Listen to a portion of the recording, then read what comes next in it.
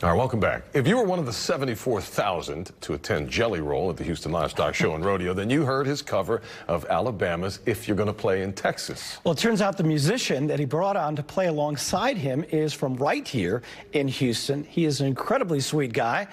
Take a peek with us now at some of that viral performance.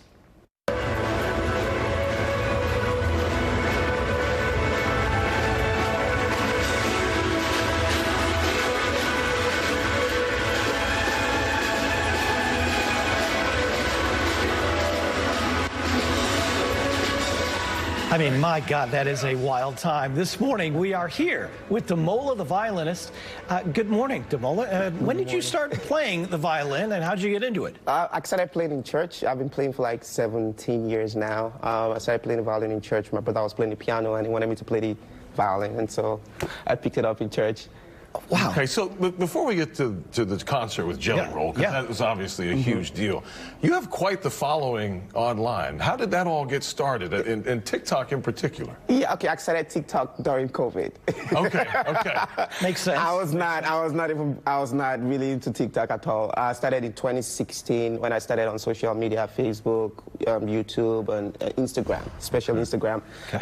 And over time, you know, I started amassing followers depending on whatever songs I cover, and people wanted to see me live. But on TikTok, in 2020, my friends, I did a show with the 2020s in Connecticut, and a friend of mine was like, yo, you're not on TikTok, what's your TikTok? I'm like, no, I'm not on TikTok. And so I opened a TikTok, and then COVID struck, you know, 2 months later, and then I had to, you know, figure my way out and started playing. You know, of course, everyone was home, so TikTok was it. We just streaming and all of that. And a lot of your TikToks have gone viral. We want to play one right now. Okay, cool. Wow.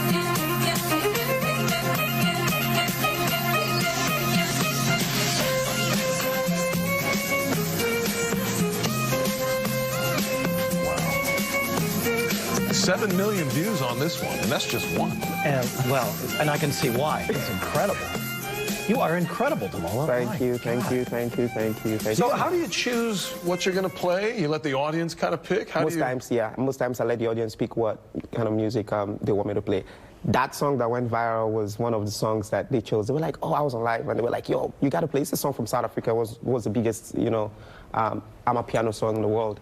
And then it was really very huge in Europe. And then my friends, my fans in Europe and fans or whatever, they were like, yo, you need to play this song. And I kept seeing it every time of my life. So I was like, you know what, let me go play this song. So I decided to play it, and I slept and I woke up and boom.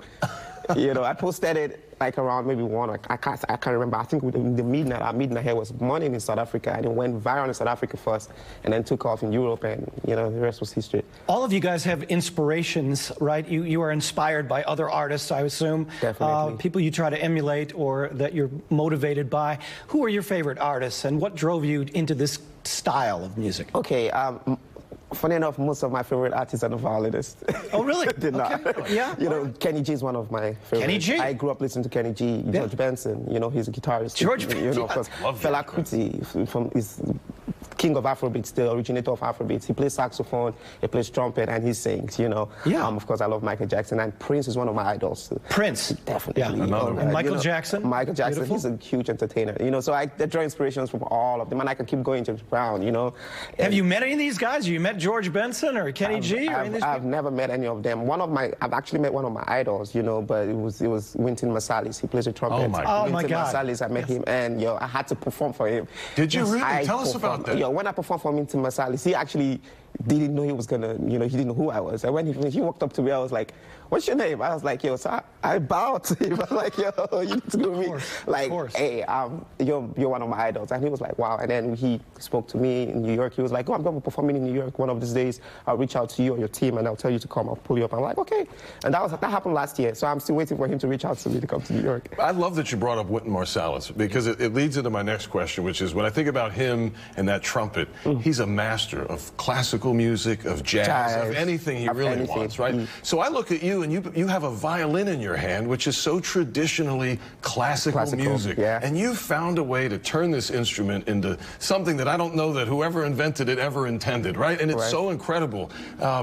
Sort of bring those two things together. Yeah. Is it classical training that makes you better at the melodies? Like, how does that all flow together? I would say it's a combination of a lot of factors. Because while I started playing, you know, I'm self-taught. So I didn't go to... Self-taught? Yeah, I'm self-taught. So I didn't go to like any music school. I never studied music. But of course, while I was in my high school, I'm at middle school, I took like a music class, you know, and then I still remember I still had the notes. So my mom kept it for me because I had 100%. She's like, yo, you probably... So she got me like a little keyboard just to keep myself, whatever. And after high school, and I started, you know, delving into music because I was trying to go into university, I was like, let me just pick up this instrument. I started going through the notes. I would say playing classical music, I got drafted into a classical orchestra. I met a lot of professional players. You know, they taught me, you know, from watching them how to place different styles of music. And then growing up in the hood, I always loved popular music, hood music, whatever kind of music. I grew up in a huge music loving, you know, home. My mom would play songs from across all genres. So for me, music is one sound. It doesn't matter if it's Indian music, it doesn't matter if it's African music, it doesn't matter if it's hip-hop, it doesn't matter if it's country. As soon as I hear it, it just stirs up something inside of me, and for me, it's just one sound. And so when I play it, I want to play how it sounds. I want to play the actual genre. I want people to feel it just with a little fusion and spice of Demola, you know. So how did you get hooked up with Jelly Roll, and are you going to perform with them again? Hopefully soon we're going to be, you know, probably, I'm not going to let the cat out of the bag, but hopefully soon we're going to be doing something. I'm not going to say where, when, but when it happens, you guys are going to know. But we met, he was doing his radio tour 2 years ago, and I was in Odyssey. I was performing right there when he came in, and so he was like, yo, you know, we connected, and we became friends over there. And he was like, you know, one of these days we're going to do something. And we didn't know what was going to happen until Rodeo. And he hit me up. He called me. He was like, yo, listen, I know you're about to start your tour, but when are you available? And I told him my tour starts the day after the day he told me. I was like, yo, listen, Wednesday we're going to be doing Rodeo together. We're going to be doing this song, and I'm going to bring you out as a surprise. Do not tell anybody. So I didn't tell anyone. You know, and you were able to keep it a secret. I tried my best. I tried my best. But it was a huge experience for us to, you know, perform in front of 74,000 people. It was a huge dream come true for both of us. So that was our first time ever doing something that big. Jelly Roll does 35,000 capacity, 20,000 capacity. Yes. You know, I've done a couple with other artists, but that was our first time ever doing 74,000. And it's a huge privilege to do it in my hometown, because Houston is home for me. Of course. You know, so first time doing something like that, you know, I was like, ooh, I felt so good. And it was like a huge dream come true. Hey, Demola, before we go, real quick, where can people follow you? Because you're on tour. We want them to be able to connect with you. Yes, Demola Violinist, at Demola Violinist. My website, demolatheviolinist.com. You can get tickets on tour. I'm going to perform in Houston, August 10th at 713 Music Hall, 5,000 capacity. I need the whole of Houston out. I need just 5,000 people out of the 74,000 people that came to Rodeo. You're going to sell that out before no time. Definitely we will. I believe that. August 10th at the Music Hall. Yeah, we'll put it on the Music calendar. Hall.